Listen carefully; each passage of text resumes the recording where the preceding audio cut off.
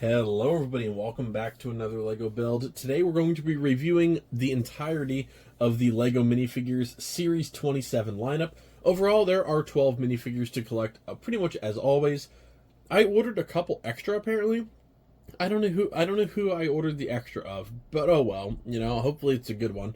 Now obviously there's always going to be some minifigures that are going to be rare and valuable out of these sets and others that nobody really cares about. I specifically, like, the Boogeyman is obviously fantastic, and that's one that I actually had a hard time finding. I found about half of them, and then ordered the other half. Of course, the Wolfpack Beastmaster is the outlier of this entire group. That is the one that is going to be the bane in everybody's existence of trying to find. It's not unreasonably expensive yet. It's about $20, depending on where you get it from, but that is easily... Like the Dungeons and Dragons minifigures of the Dragon Paladin, that's the one that everybody really wants, and it's for a good reason. It's an awesome castle faction that you really don't see anything about, and aside from the other medieval village lately, that's kind of the only time that you've seen it. So it is really exciting to see the Wolfpack represented back here. But you have a steampunk inventor, you have somebody dressed up as a hamster for a reason, a pirate, so a lot of good ones in here. We're going to be covering all of them. This is the second time I've done like a full minifigure wave. The only other time was with Dungeons and Dragons, and that is, I think, my most watched video ever for LEGO. If not, it's right up there with like top 2 or 3. So, I don't know if this series will do as well as Dungeons and Dragons, just because that series was a hot commodity and still very hard to find, like Dragon Paladin in stores. But this series looks pretty solid. I don't think it's going to be my favorite one ever, but I would love one day to have this whole series be like complete minifigure lines. I would love to be able to do that, but some of them are just ungodly expensive, like hundreds of dollars. So, we'll see. Maybe down the road I'll review whole lineups, but I also wanted to talk to you guys about a theme, and I'm careful not to touch any of this. It's hanging on like my will to live sometimes, because these are all just stacked up on each other with no backing, so they're a little bit wobbly, especially this side where they're off the build mat. I want to start doing a small series on this channel, like actual videos, but like shorter ones, that are called Stories of the LEGO City. And it's going to involve minifigures like this and the ones that you already have seen in the city around it. I think my light turned off either during the intro when I wasn't paying attention or just beforehand. My battery died, sadly. But I want to take small minifigures like this and build themes out of them in the city. So I have a couple already in mind from this set here, one of them involving the Tudor house, which should be pretty cool to at least do, but look forward to that coming soon to the channel. I don't know the best way to kind of like introduce it, so I'm just going to introduce it here, and at least it makes sense. So yeah, look forward to some minifigure projects and like small builds and small stories finally being made in the city. I've worked on it for a couple years now, and we're to a point where I can officially say, you know what, I have enough minifigures going on that I can like reasonably start storytelling. Obviously, you can start that at any point. That's gonna die in a minute, but hey, at least you get to see some lights. I wanted to get to a point where my city is full enough and has enough minifigures and lights and stuff that now I can start adding those like smaller details. So this is going to be the full review of Series 27 and the start of the like minifigure story project. I'll start that in the next couple videos probably. Just try and get everything situated, started at a good point. But yeah, I also just recently did a new outro screen and a new intro screen, so hopefully you guys are all enjoying it. For 2025, I wanted to start doing more specialized stuff, more custom builds, better with themes and like scheduling and stuff like that. So hopefully you guys are enjoying it. I am. 2025 has been going great so far. Hopefully it continues to go that way. But now I got 12 minifigures and some extras to build, it looks like. Alright, the entire crew is built. I got 2 extras, Cupid and the skater here, but we're going to go through them obviously individually, whether I like them, whether I don't. I think they did a really nice job on this series. Some of them are definitely going to be useful in my collections. A couple of them are going to be nice display pieces, etc., but they're definitely all very unique. We will start with the Wolfpack Beastmaster. Fantastic minifigure. Again, this is the grail of the crew in this set, so he is the hard one to find. If you did the Dungeons and Dragons minifigure lineup, he's basically this session's Dragon Paladin. Now, looks fantastic. You do have the wolf little extra minifigure on the side. Great torso print, great side print. This cloth right here is fantastic feeling and look. Definitely gives a very, very nice like characteristic to the character. So I think they did an awesome job with him. I hope that they do something with the wolf pack even more in the future. Then we move to the pterodactyl costume fan. Definitely an interesting one. Every now and then we get these like little dinosaur crew members, and I think this one is definitely pretty unique. I love the wings. The little arms, of course, do not move. Oh, wait, they do! Oh, wow. I did not know they moved. That is a very real reaction. That's actually really cool. I did not know these minifigure, or like these arms were going to move. I honestly thought that they were just going to be locked in place, but she definitely looks really, really cool. I've always debated whether or not to like put them around the museum as like super fans to go in, but you know, we'll see. Maybe if I do a museum update one of these days, we'll go down that route. Here we have a very unique one. This one is going to be a steampunk inventor. Very, very awesome looking minifigure. I love the hat.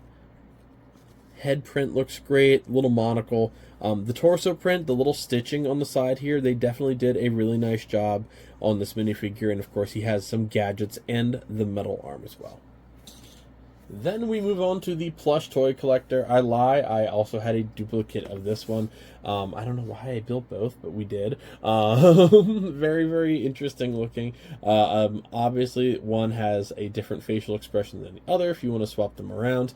But overall, her pajamas, little pom-poms in the front for the sweatshirt, little cat or bunny ears in the background. It's a very cute minifigure for sure. Probably going to put at least one of them in the apartment building. I'm not sure yet. Then we move on to probably my second favorite minifigure of this entire crew, the Boogeyman, which is absolutely awesome. I think it looks fantastic. That face print reminds me of like the Oni masks from Ninjago. It of course has a book that says Boo on it. He is awesome. That is an awesome looking minifigure, and it is extremely unique as well. But they did a great job. I think it looks awesome. Then we move on. Oh my goodness, I realized I missed one. I just realized what happened. I didn't order the cat lady or the cat lover because when I scanned the minifigure at the store, it says I got cat lover. That is why I wound up with 2 plushies. Oh, that's a shame. I wonder if it's scanned like a back box or something. So, okay, this is going to be all of them but the cat lover. That's my bad. Oh, that's a shame. I know there was a couple issues with like the scanner in the past, but damn, I'm gonna have to get that one because I was excited for the cat lover of the group. Here we have the pirate quartermaster and of course her trusted parrot. Really nice with the jewelry accents, unique hair piece, the torso print and the leg print definitely look fantastic. Sword, golden buckle on this side, very awesome. I would say probably my third favorite of the crew. Although the steampunk one is pretty cool. Here we have one that's going to be a little bit tougher for me to put in a display just because I don't have a lot of space-themed stuff going on right now, but I will have something else, I'm sure, in the future.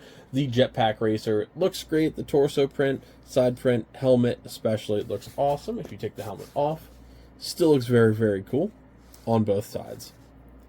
Really cool minifigure, just a little bit harder for me personally to put in my collection, just because it doesn't really have a specific home. Then we have another dress-up character here. This is going to be the hamster costume.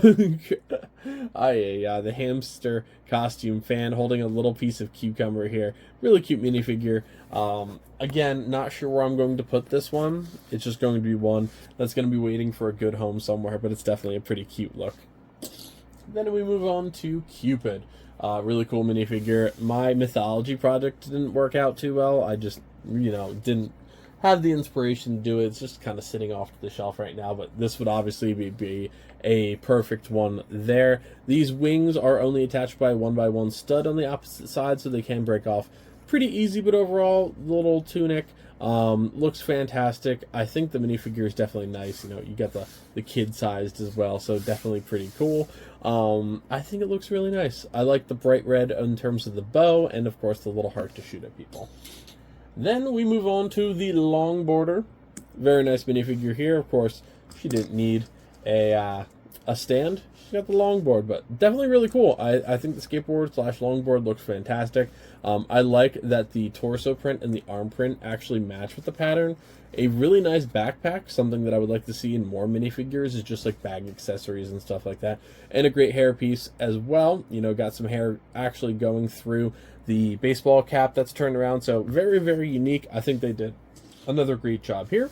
And then arguably, one of the coolest pieces in this entire set are the astronomer kid. Now, something really special for this one is a prosthetic arm. I don't know if this is the first one ever or not. I can't think of one that had it. At least it's the first one in my collection. But having the little prosthetic arm there, and if you take that off, it just looks awesome. I think they did a really great job with the inclusivity on that one. I think they did a great one. It looks really, really solid, looks fantastic, and I think it was a nice piece. They do, have, of course, have a telescope in their hand as well, and then, you know, got the little astronomy shirt here with the little rocket. Very interesting hair piece as well, but I love the colors too.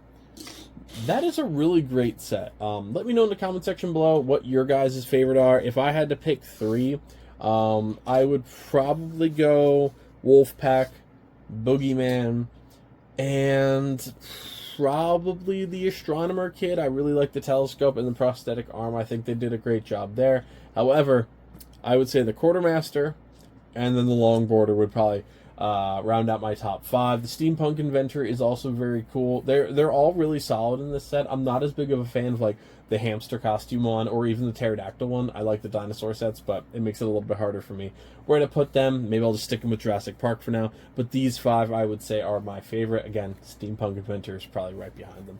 Another tough one to put anywhere because steampunk doesn't entirely work, but I'm sure I can work him in to the city somehow. You never know who's going to be visiting it. But that's going to do it, guys. This has been the entire review. Again, sorry for the cat lover. I really can't believe I got 2 plushies instead, but it happens. You know, errors happen, but I'm moving on, obviously.